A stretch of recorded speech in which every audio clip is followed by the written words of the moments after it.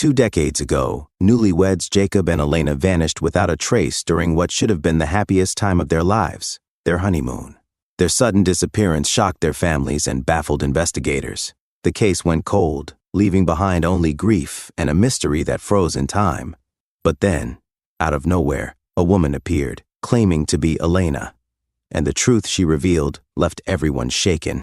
Keep watching to witness the mystery that had been buried for 20 years finally unfold, and tell us in comments where you're watching from. Jacob and Elena Williams had only been married 11 days when they disappeared. Their honeymoon destination was a secluded eco-resort along Costa Rica's Osa Peninsula, surrounded by dense rainforest, far from city noise and phone signals. It was everything they'd hoped for: peaceful, beautiful, untouched. On the morning of their 5th day, their guide, Mateo, waited outside their cabin, ready for their planned jungle hike. But time passed, 10 minutes, then 20. He knocked again. "Señor Jacob, señorita Elena." No answer. Concerned, he got the resort staff to unlock the door. What they found inside made no sense. The bed was perfectly made, clothes neatly packed, no signs of a struggle, no footprints leading away, no bags missing, just silence. As if the couple had stepped out and vanished into air. Authorities were alerted within the hour. A full search and rescue operation was launched. Helicopters combed the rainforest from above. Ground teams moved in with tracking dogs. Emergency care packages were dropped across suspected areas, but every one of them remained untouched. For days, officials held out hope, but as weeks passed, reality set in. There was nothing. No trace of Jacob, no sign of Elena, just a perfectly preserved cabin, and 2 missing newlyweds. Eventually, the case was closed. The world moved on. Headlines faded. Jacob and Elena were declared dead, but not everyone let go. Elena's mother, Patricia, kept her daughter's bedroom exactly the way she left it. Jacob's sister, Amanda, hired private investigators year after year, chasing every whisper, every false sighting. And then, it happened. 20 years later, a barefoot woman walked into a rural clinic near the Costa Rican border. Her skin was deeply tanned. Her clothes were worn thin. She clutched a weathered U.S. passport in both hands. Her voice was hoarse. Elena Williams," she said slowly. The nurse looked down at the photo, then back up. "Elena, as in, the one woo." The woman nodded faintly, then whispered, "Jacob, he's alive, but sick. Help." She swayed, barely able to stand. Authorities were called immediately. Her fingerprints were scanned and matched. It was her. The woman presumed dead for 2 decades had just returned. Her English was hesitant, broken, like someone who hadn't used it in years. But every word she struggled to say made one thing clear. She hadn't come back to explain. She had come back to save Jacob. The moment Elena's identity was confirmed, she was rushed into care. Doctors examined her carefully. Despite her weathered appearance, she was surprisingly stable. No signs of physical trauma, no indication of abuse or psychological collapse. Her vitals were normal. Her body was lean, her muscles conditioned, almost as if she had adapted to something far beyond civilization. A psychiatrist spoke gently with her, trying to assess her mental state. "Elena, do you remember where you've been all this time?" She looked down, her fingers gripping the edge of the hospital blanket. Then, after a pause, she whispered, "Yes, but hard to say, hard not to explain." Her English came in broken fragments, each sentence a struggle. "How long since I spoke like this?" she muttered, frowning as she searched for the right words. Every question brought a longer pause. When asked about the day she disappeared, she tried to respond, but her mind seemed to wander. She rubbed her temples. Sometimes she spoke in a language no one in the room understood. It wasn't confusion, it was memory buried deep in silence. Eventually, a doctor asked, "Why did you come back now, Elena, after all this time?" She didn't hesitate. "I had to. Jacob, he's sick." "How sick?" the physician asked. "Bad," she said simply. "He coughs, can't walk much. Tribe, they help, but not enough." That word hung in the air. Tribe. Her voice cracked as she added, "I need medicine for him." One of the nurses leaned in gently. "Do you know the way back?" Elena nodded, this time with more certainty. "Yes, I can. Take you." The team exchanged glances. They had hundreds of questions, but none of them mattered more than what she had just said. Jacob was alive, and wherever he was, deep in the rainforest, he was waiting for help. Once officials understood that Jacob might still be alive, there was no time to waste. They mobilized immediately, assembling a small team of medical personnel, linguists, indigenous liaisons, and security escorts. Supplies were gathered: satellite phones, ration packs, emergency kits, machetes, and sterilized medical tools. Elena sat quietly in the corner of the staging room, watching. She still struggled with her English. She pointed more than she spoke. But when she saw the bag of medicine, her eyes lit up.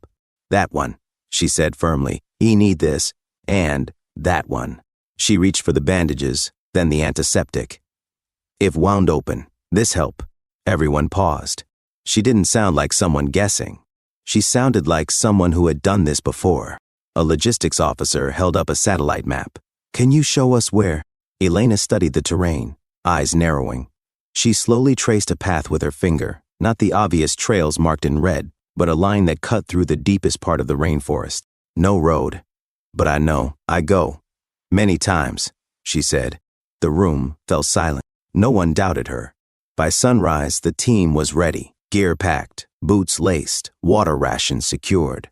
Before they stepped into the jungle, the lead medic pulled Elena aside. "If you feel unsure about anything out there, just tell us, okay?" She gave a quiet nod.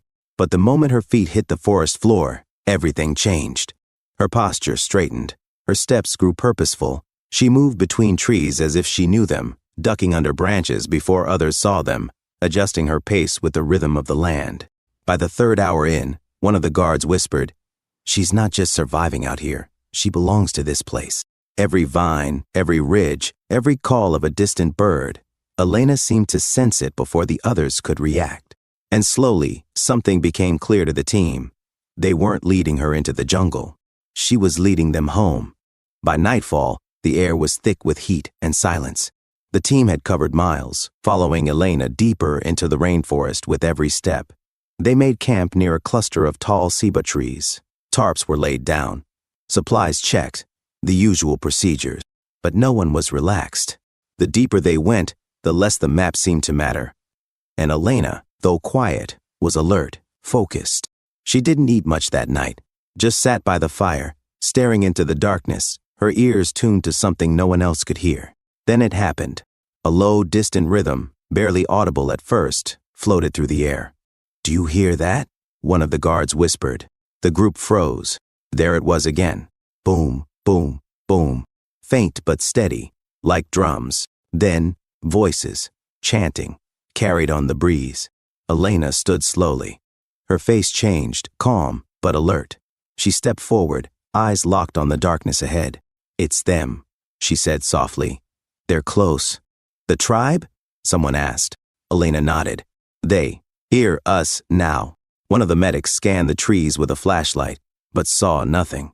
The sound wasn't coming from any direction they could pinpoint. It surrounded them, like the forest itself was alive.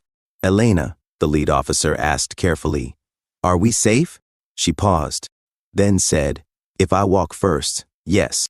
No one argued. They didn't know what they were about to find, but whatever waited for them ahead, one thing was clear. The jungle had never really let Jacob and Elena go. As dawn broke, the forest shifted. The drums faded, replaced by the soft rustle of leaves. Bird calls echoed above, but beneath it all was a stillness that didn't feel natural. The group moved cautiously now, each step more deliberate than the last. Then, without warning, Elena stopped. She raised her hand. Ahead, the trees parted. A narrow path emerged, almost invisible until you were standing right on it. The team followed her through the opening, branches brushing their shoulders, until suddenly the canopy gave way. They had entered a clearing, and that's when they saw them. Dozens of figures, painted in rich earth tones and vibrant patterns, stood in silence, watching. Spears were drawn, bows raised, eyes sharp and unreadable. No one moved. The rescue team froze. "Elena," the lead medic whispered, "what do we do?" But Elena had already stepped forward. She didn't speak. She didn't raise her hands. She just looked at one of the men, an elder standing tall with weathered skin and eyes that had seen decades. He stepped forward slowly. then placed a hand on her shoulder. A murmur swept through the crowd. The tension melted, spears lowered. Then something unexpected happened. One of the women, a mother with a small child by her side, stepped up and embraced Elena. Another touched her wrist gently, as if to confirm she was really back. She wasn't a visitor. She was one of them. The team exchanged glances, stunned. The tribe hadn't just seen her before. They had known her, trusted her, missed her. And now, without a single word of translation, they welcomed her home. The tension was gone. With a quiet nod from the elder, the tribe signaled for the group to follow. They moved together, Elena, the officials, and the tribespeople, through winding footpaths and under thick canopies. Then, just beyond a bend in the terrain, the forest opened. There it was, a hidden village, tucked deep in the heart of the rainforest. Thatched huts stood in circles. Children played barefoot in the soil. Fires crackled beside simple cooking stones. The hum of daily life filled the air. The officials stood in stunned silence. They had expected survival, maybe even hardship. But what they saw was something else: peace, order, belonging. One of the medics leaned toward Elena. "How long have you lived like this?" Elena didn't answer right away. She just looked around, her eyes scanning the familiar faces, the small gardens, the wooden carvings along the huts. Then she replied, "A long time." Communication was slow. The tribe's language was unfamiliar, a blend of tones, gestures, and rhythmic clicks. The officials couldn't understand a word. But Elena did. She translated where she could, sometimes a sentence, sometimes just a nod. And then, the elder pointed toward a larger hut near the center of the village. Elena's eyes welled up. She stepped forward. Inside the hut, the air was warm and still. Herbs hung from the ceiling. Mats covered the floor. And on one of those mats lay Jacob, thinner, paler, slower, but alive. His eyes fluttered open as Elena entered. "Lena?" he whispered, his voice dry. She dropped to her knees beside him, taking his hand. "I found help," she said quietly, brushing the side of his face. "I came back." The officials waited outside the hut in silence. None of them spoke. None of them had to. After 20 years, Jacob and Elena were together again. Jacob's recovery was slow but steady. Under the care of the medics and with the tribe's silent support, he regained strength each day. His breathing eased. Color returned to his face. His voice grew stronger.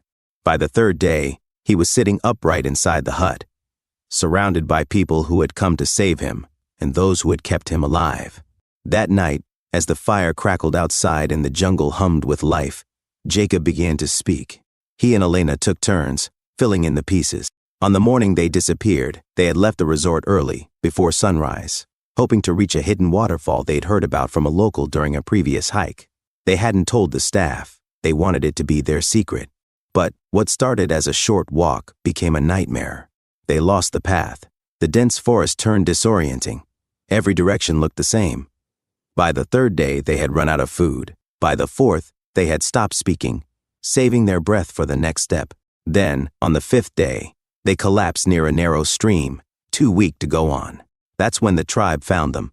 They were carried back to the village, unconscious, sunburned, dehydrated. At first, the tribe didn't speak to them, just treated their wounds, fed them, and gave them space. It took weeks before trust was formed. And then, everything changed. The tribe began teaching them language, survival, medicine, the rhythms of the forest. And Jacob and Elena, in turn, shared what they knew: how to build water filters, purify drinking sources, clean minor wounds. They hadn't planned to stay forever. But days turned into months. Fear gave way to peace. The outside world faded. They had found something they never expected: belonging. Jacob looked around the hut, voice soft. "We weren't prisoners. We weren't trapped. We stayed because we wanted to." Elena nodded. "We found home." For nearly 20 years, Jacob and Elena had lived in the heart of the rainforest, cut off from the outside world, but not from each other. They had built a life there, learned the language, became part of the tribe. But time, no matter where you are, always catches up. Jacob's illness started quietly, a persistent cough, occasional fatigue. At first, the tribe treated him with herbs and steaming infusions. Elena made poultices, followed traditional rituals, and stayed by his side every night. But the cough got worse. He grew thinner, weak. Some days he couldn't stand. The tribe did everything they could, but it wasn't enough. And Elena knew it. Late one night, Jacob turned to her, his voice barely a whisper. "Maybe this is it," he said. She shook her head. "No, not yet." He looked at her with tired eyes. "It's been 20 years. You don't even know if they'll believe you're real." "I have to try," she said, her voice steady. It was the hardest decision she had made in 2 decades. To leave the safety of the tribe, to walk back through the jungle alone, to face a world that had buried her long ago. But there was no other way. She packed only what she needed, some food, a carved wooden token from one of the elders, and the one thing that would prove who she was, her old worn passport, still kept safe after all those years. The next morning, before she left, the tribe gathered in silence. No words were spoken, just a final embrace, a nod of trust, and a whispered blessing in a language the medics had yet to understand. And then, she disappeared into the trees. She walked for 3 days, barefoot, exhausted and uncertain, until she reached the edge of the jungle and found her way to the clinic. The days that followed were quiet but filled with relief. The medical team had set up a makeshift treatment area inside the village. With proper medication, Jacob's condition finally began to improve. His strength returned slowly but surely. Elena never left his side. She thanked the doctors in broken English, tears filling her eyes. "You saved him." "Sue, can't thank enough." The team offered to evacuate both of them by helicopter. They explained Jacob could get better treatment back in the city, more tests, better equipment, comfort. But Jacob didn't answer right away.